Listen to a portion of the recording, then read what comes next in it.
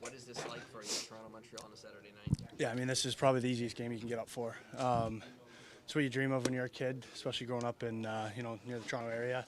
It's a rivalry that's gone on forever, so it's exciting to be a part of, and we're both kind of going through some struggles right now, so it's going to be a good test for both sides, and I think we just got to come out hot with a lot of jump, and we're expecting it to be a loud building. There's going to be a lot of boos for us, and we're going to use that to our advantage.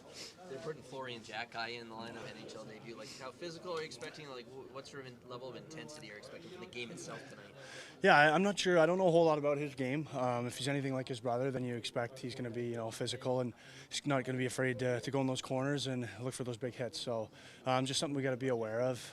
It's exciting for the kid. I'm not sure if it's his first game or not, but if it is, that's a heck of a debut. So, pretty cool for him. I hope he has a good time. But we're here to kind of spoil the party for them. What do you expect Sammy to bring to the lineup after sitting for probably 10 minutes? Yeah, for sure. And Sammy's a great pro.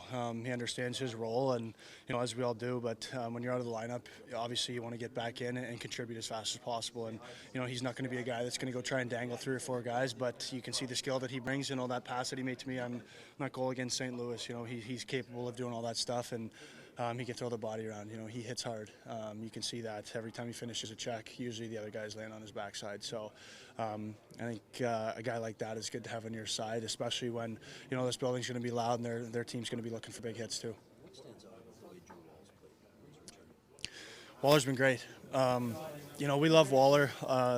He was going through what he went through, and to have him back and just seeing him smiling and being his normal self in the crease is it's great.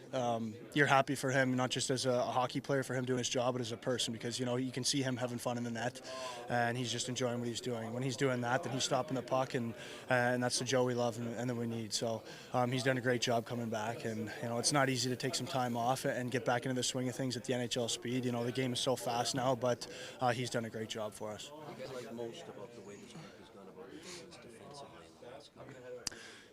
That's just it. The last few games, there's been a lot of positives to take away from our defensive zone, and that was kind of, it's no secret that was a bit of a struggle for us. Just lapses, kind of leaving guys open and giving their guys some great A's, and they were capitalizing on that. So I think we've done a better job tightening that, just playing a little bit more structured in our end and kind of trusting other guys to do their jobs. And if you can do that, rather than just kind of running around hoping to bail out other guys, if every guy's connected on the same page in the D zone, then you're going to keep pucks out a lot more. You guys have some injury adversity right now. What's it like to see, though, Austin and Matthew on the trip and obviously getting closer? Yeah, it's great to see. We need those guys back. But our mindset has been next man up, and it's an opportunity for their guys to step up and fill a role. And I think we've done a great job of doing that. We've got these young guys in Q, who's looked really, really good. Cowboy, we know what he brings to the game, and I love playing with Cal.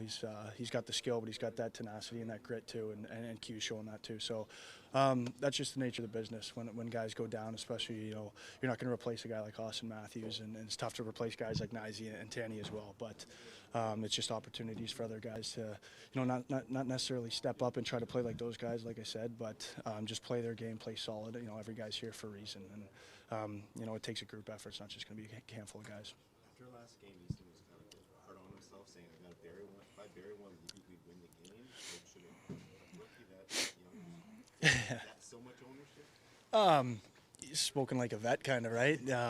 It's good to see that accountability at the young guys, and there's not one guy in this locker room that thought that if Cowboy buries a goal like that, then maybe the game changes. But I think every guy can say for themselves they could have, should have, would have done something different, and that's the game. It's a fast game. Things happen, and you're not always going to be ready to maybe fire that puck, and you might have an open net and something happens. So it's almost nice to see out of a young guy that he takes that accountability and he's not just pointing fingers and stuff, but at the end of the day, that's not Cowboy's fault. He's just a good kid with good roots, and he's going to put up a lot of points in this league. So it's like I said, you don't want him to be too hard on himself, but the fact that he's taking ownership and there's some things that he knows that he can do differently, it's great to see out of a young pro like him.